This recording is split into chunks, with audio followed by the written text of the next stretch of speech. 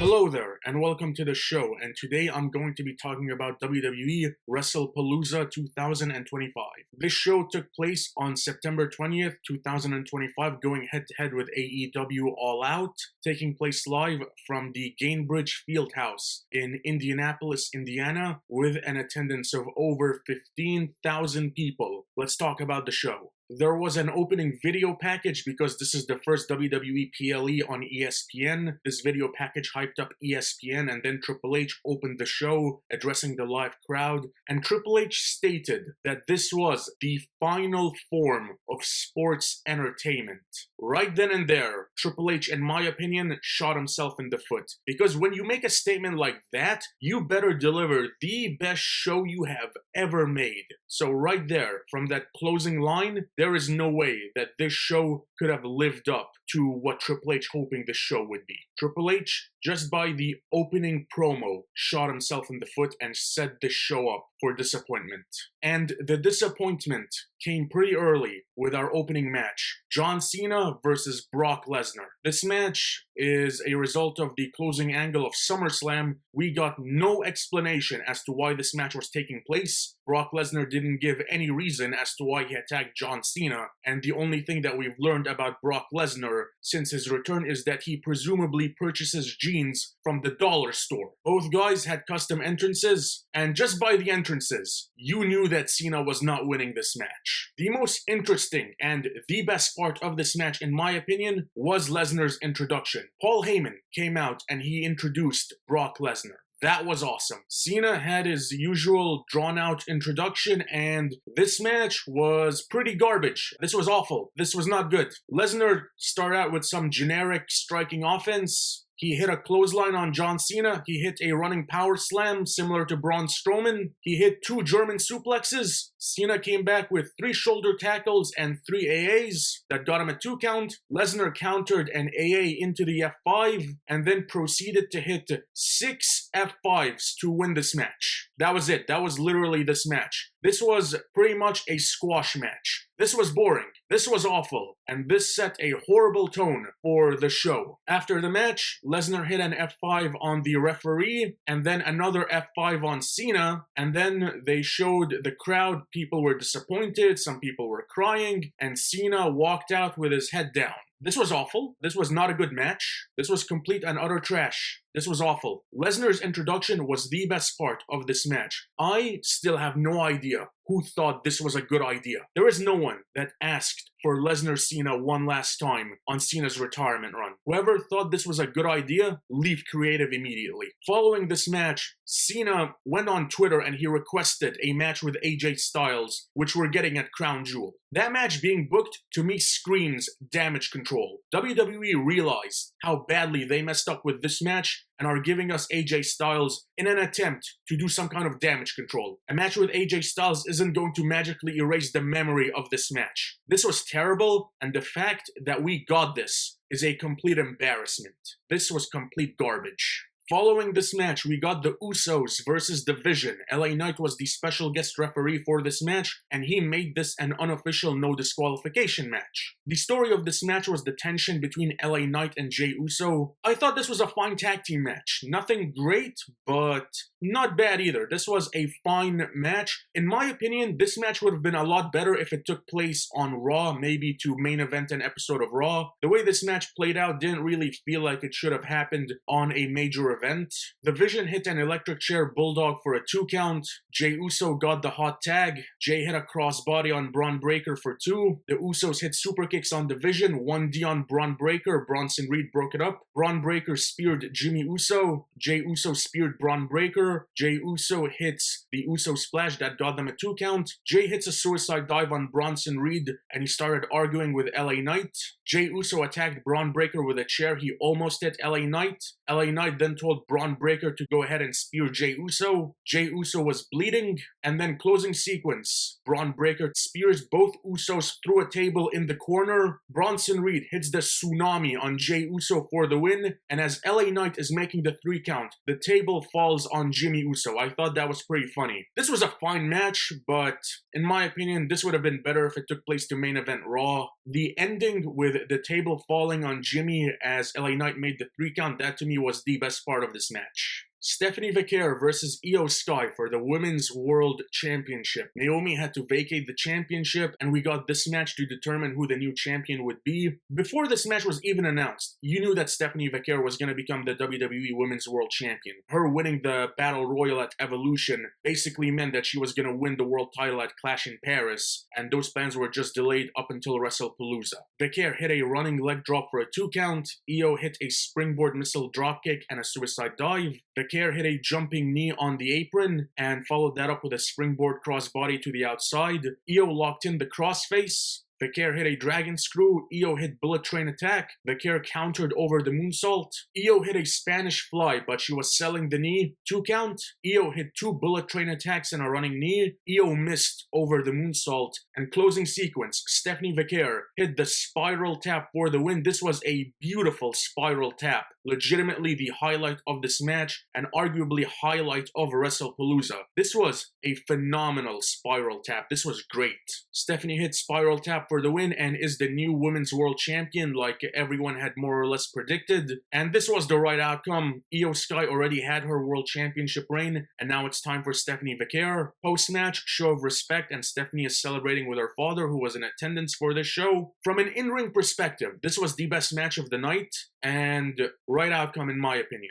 The Vision, Seth Rollins and Becky Lynch versus CM Punk, and AJ Lee. AJ Lee returned on that episode of SmackDown that took place in Chicago. She got a great pop from the Chicago crowd. Great to see AJ Lee back. And one thing that I am very grateful for, she had her original entrance music. Rollins and Becky came out together. They had matching outfits. Punk and AJ came out separately. Both teams are undefeated. Rollins and Becky were presented infinitely better in the build to this match than when they teamed together in 2019 against Baron Corbin and Lacey Evans. Legitimately, some of the worst television of 2019, which is saying a lot because 2019 was an awful year for WWE in general, minus NXT. To me, this was one of the 2 best matches of the night along with the Women's World Championship match. However, I do feel that this match went a little too long. This match clocked in at, I believe, a half hour almost. There was no reason this match should have gone nearly 30 minutes. If this match went about 20 minutes, it would have been great. The story of this match was AJ tagging in. AJ wanted to start the match, Becky didn't want to, and then Becky tagged out as soon as AJ came in, and this match was primarily Punk versus Rollins until AJ got the hot tag. The Vision took control, Punk tagged in AJ, but the referee didn't see it. Seth Rollins then went for a gorilla press trying to throw Becky onto CM Punk. He threw Becky, but Punk moved out of the way, and Becky landed on the mat. AJ's reaction to this was great. Punk then went for the tag, but Becky pulled AJ off the apron, and Rollins hit a Falcon Arrow on Punk for a 2 count. Rollins then mocked AJ Lee by skipping around the ring, and then Punk hit him with a GTS. Becky tried to revive Rollins, but then she realized it wasn't working, and then she tried to prevent Punk from making the tag, and then Punk. The look on his face was also priceless, and then when he finally tagged in AJ, the reaction that got was great. AJ Lee wrestled for the first time in 10 years, and she still got it. She hit a spinning kick and a crossbody for a 2 count. We got the "you still got it" chance. AJ hit a tornado DDT using Rollins as leverage. Stereo running knee, Bulldog and Shining Wizard, great combination. CM/AJ locked in a Black Widow and a sharpshooter. Rollins escaped, hit a super kick on Punk, and then saved Becky. Stereo pedigrees by Rollins and Becky. Becky went for a GTS, but AJ countered it into the Bexploder. Punk hit a stomp on Rollins. Rollins hits a pedigree and a stomp. AJ broke up the pin with a stomp. We get a pull-apart brawl between Becky and AJ, and then Punk and Rollins start brawling, and then all 4 of them start brawling simultaneously. On the announce table, Punk has Rollins up for the GTS. and on the other table, Becky throws AJ into CM Punk and the table collapses. Becky threw AJ into the ring and AJ locked in the Black Widow. Becky Lynch tapped out almost immediately, and the way Becky tapped out legitimately looked like she was swatting away a spider, which was also pretty funny, and CM AJ win this match, no surprise there. This was a very good match, went a little too long in my opinion, but still a pretty solid match, one of the two best matches of the night. I really enjoyed this match, and I really liked the story they told with all four of these guys, and I liked the direction they're going with Rollins following this match. This was pretty good in my opinion, and it accomplished a lot. Our main event, Cody Rhodes versus Drew McIntyre for the undisputed WWE Championship. In my opinion, this match shouldn't have been the main event. I 100% would have booked The Vision versus CM AJ as the main event for the show, as that had the best story going into the show. Cody Rhodes was off of TV for 5 weeks filming the Street Fighter movie, and McIntyre pretty much had to build this match by himself. This match really shouldn't have been the main event. It didn't really feel like a main event.